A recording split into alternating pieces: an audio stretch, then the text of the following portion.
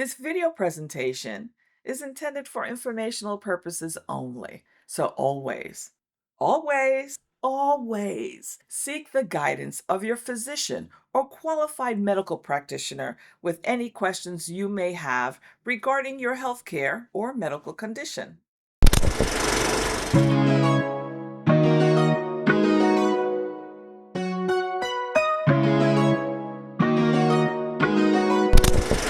Hi, welcome to Carla Valentine, Nurse 411, also known as CVN 411. I'm Carla Valentine, and as a veteran registered nurse with over 40 years' experience, I understand the stress and anxiety that can come with seeking healthcare guidance. So, I'll be here to give you the 411 on some of the most essential healthcare topics and gently guide you through the complexity of home care to make it as smooth and stress-free as possible.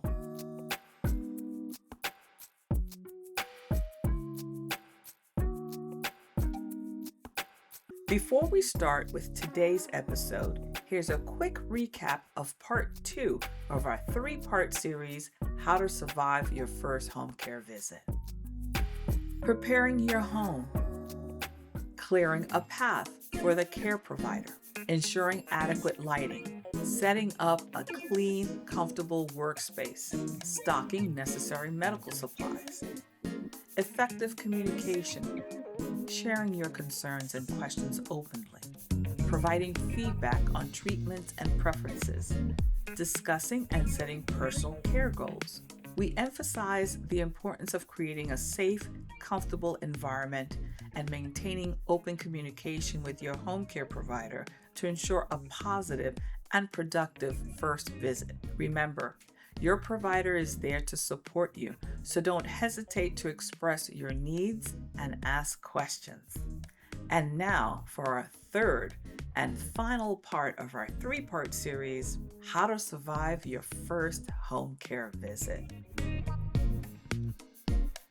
Before we talk about why home care was ordered, I want to talk a little bit about the types of home care services. When people hear home care, they often think it's one size fits all, but there are actually several different types of care designed to meet specific needs. In this episode, I'll be breaking down the various types of home care, explaining what each involves, and helping you determine which might be right for you or a loved one. Let's get started. The first type of home care we're going to talk about is personal care and companionship. This type of care is for those who may need help with daily activities but don't require medical care. It's also known as non-medical care or sometimes home health aid services. What does it include? Personal care involves assisting with everyday tasks like bathing, dressing, grooming, and meal preparation. For example, if you're recovering from surgery or living with a condition that limits your mobility, a caregiver can help you with these essential routines. They can also provide light housekeeping, like doing laundry or tidying up your space, so you can focus on resting and recovering. Another important aspect of this type of care is companionship. This is especially valuable for older adults who may live alone or feel isolated. Having someone to talk to, share meals with, or even take a walk with can significantly improve mental well-being. Social interaction can make all the difference in maintaining a positive outlook on life. This type of care doesn't require medical training, but the caregivers are highly skilled in providing support and ensuring comfort. It's a wonderful option for anyone who needs assistance but wants to maintain their independence at home.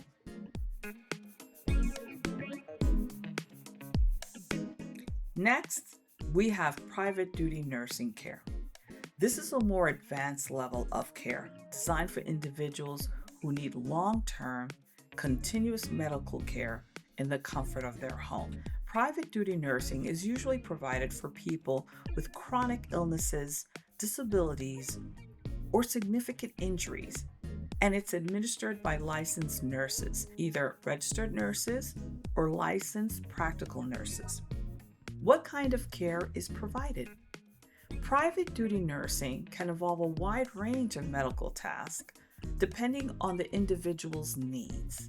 This may include ventilator care, tracheostomy care, administering medications, tube feedings, monitoring vital signs, and catheter care. Private duty nurses often work with individuals who have complex conditions like traumatic brain injuries, spinal cord injuries, ALS, or multiple sclerosis. These nurses provide the expert care needed to help manage these conditions at home.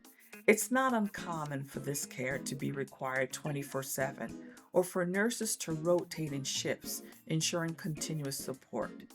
Private duty nursing allows patients to receive the specialized care they need without the stress of frequent hospital visits or stays. It gives them the opportunity to stay in a familiar, comfortable environment, which can be so important for quality of life. Now let's talk about home health care.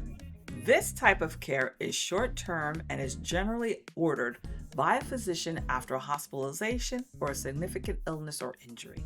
The main goal of home health care is to help you recover as quickly and safely as possible while avoiding a return to the hospital. What's involved? Home health care includes a variety of services, all provided by medical professionals. A nurse might come to your home to change dressings, administer medications, or monitor your progress. You might also have physical, occupational, or speech therapy as part of your recovery. Physical therapists can help you regain strength and mobility after surgery or injury, while occupational therapists assist with daily tasks and fine motor skills. Speech therapists work with patients who may have trouble swallowing or speaking after a stroke or other illness. Home health care is typically covered by Medicare, Medicaid, or private insurance. It's a highly effective way to receive professional, short-term care in your home. This can be a game changer for people who want to avoid the discomfort of hospital and rehab stays and prefer to heal in a familiar, peaceful environment. Now let's talk about one of the most compassionate types of home care, hospice care. Hospice care is provided for individuals who are nearing the end of life due to a terminal illness. The goal is not to cure the illness, but to ensure that the patient is as comfortable as possible, both physically and emotionally. What does hospice care involve? Hospice care focuses on comfort. It often includes pain management, symptom relief, and emotional and spiritual support. A hospice team typically consists of doctors, nurses, social workers, counselors, and spiritual advisors who work together to meet the needs of both the patient and their family. One of the most valuable aspects of hospice care is that it allows patients to spend their final days in their own home, surrounded by loved ones. This care isn't just about physical comfort, it's about emotional well-being and ensuring the patient and their family feel supported during this difficult time. Nurses and caregivers in hospice settings are trained to provide not only medical care, but also compassionate listening and support for both the patient and their loved ones.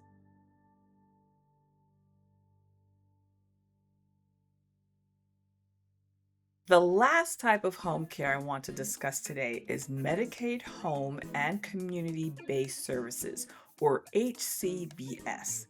This program provides non-medical in-home care for individuals who qualify for Medicaid and are at risk of being placed in a nursing home. The goal here is to provide the support needed to keep people in their homes for as long as possible, avoiding the need for institutional care. What services are included? Services provided through HCBS vary by state, but generally include personal care, help with household chores, transportation, and sometimes respite care for family caregivers. This type of care allows people with disabilities or chronic illnesses to live independently with the support they need to remain safe and comfortable. For those who qualify, HCBS can make a huge difference in maintaining dignity and autonomy while reducing the financial and emotional strain of nursing home care. It allows individuals to remain in their community, which can greatly enhance their quality of life. There are many different types of home care, each tailored to meet specific needs. Whether you or a loved one requires help with daily tasks, medical care, or end-of-life support, there's a type of home care available to make that possible, while allowing you to remain at home in a familiar, comfortable environment. Medicaid and community-based services is the same as personal care and companionship services. The only difference is who pays for it, insurance or out of pocket.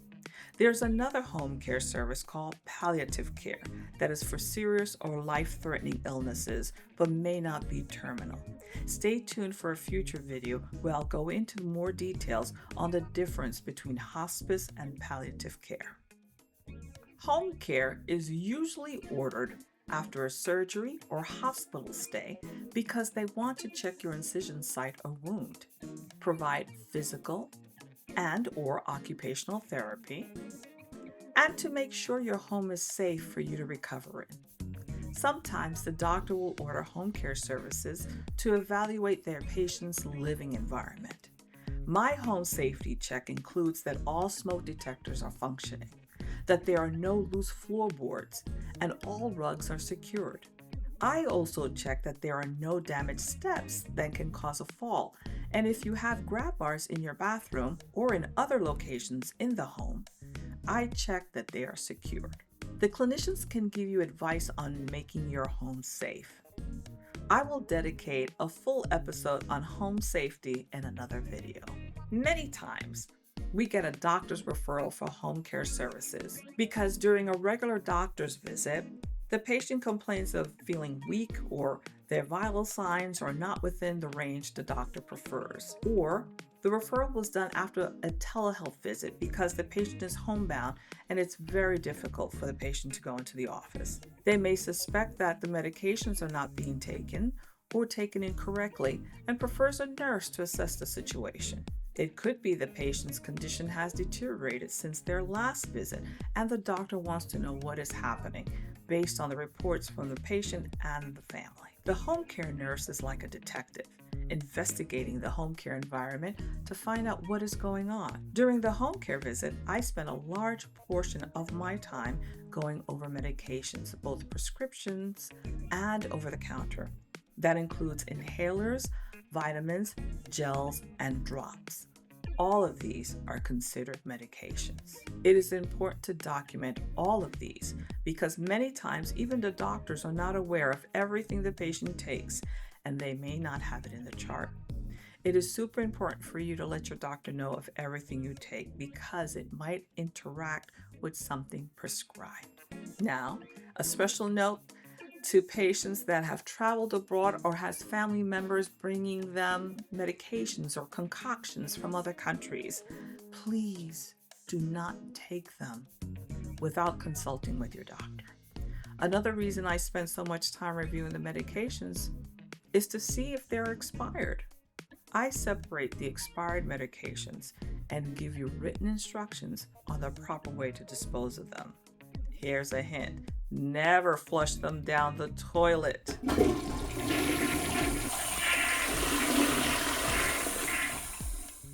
If a patient has medications that needs to be taken several times a day, I usually recommend getting a medication box that has room to take the medications 4 times a day a week for 1 week.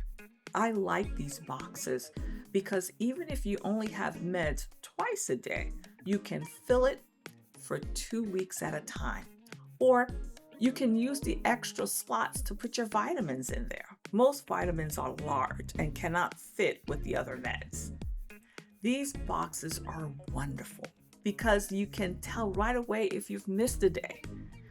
We all believe we are taking our medications daily, but sometimes we forget because we have the memory of taking them, but maybe not that day. It happens to everyone, even those without memory problems. So using this box makes it easier. You just concentrate one day a week in filling it and you're done. No daily opening of the bottles. Of course, there are exceptions with medications that are only as needed. Those you do not put in the medication box. Here's a quick recap for today's episode of our 3-part series, How to Survive Your First Home Care Visit. In today's episode, we explored the different types of home care available to meet your or your loved one's specific needs. We covered personal care and companionship, where caregivers assist with daily activities like bathing, dressing, and meal preparation, an excellent option for those who need non-medical support. We also discussed private duty nursing care, which provides long-term skilled nursing care for individuals with chronic conditions or serious injuries, offering services such as ventilator care and medication administration right in the home. Next, we looked at home health care, a short-term physician-directed service that helps patients recover after a hospital stay or surgery. This often includes physical, occupational, or speech therapy. We also touched on hospice care, a compassionate end-of-life care service focusing on comfort and emotional support for terminally ill patients and their families. We didn't stop there. Today's episode also highlighted Medicaid home and community-based services, which offer non-medical in-home care to help prevent nursing home admission. Additionally, we explain why home care might be ordered, such as after surgery, to monitor wounds or provide therapy, or to evaluate a patient's living environment for home safety improvements. By understanding the various types of home care services and the reasons home care might be ordered, you can better prepare for your first home care visit and ensure you receive the appropriate support and care. That's all for today's final episode of our 3-part series on how to survive your first home care visit.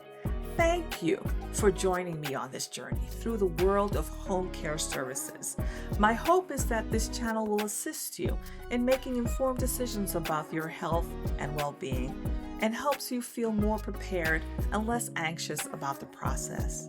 And stay tuned for more upcoming CBN 411 episodes that will engage, enlighten, empower, and prepare viewers for all home care visits and understanding the process of home care services. Each episode will balance information with warmth and encouragement while keeping you engaged and informed throughout. If you found this information helpful, please leave a like, subscribe, share, and hit that lovely notification bell so you never miss an update. Also, if there are any topics you'd like me to cover, let me know in the comment section below. And please feel free to leave a comment, even if it's just to say hi. And always remember, the best wealth is great health. I'll see you next episode on Carla Valentine, Nurse 411. Until then, stay informed, stay safe, and stay healthy. Bye.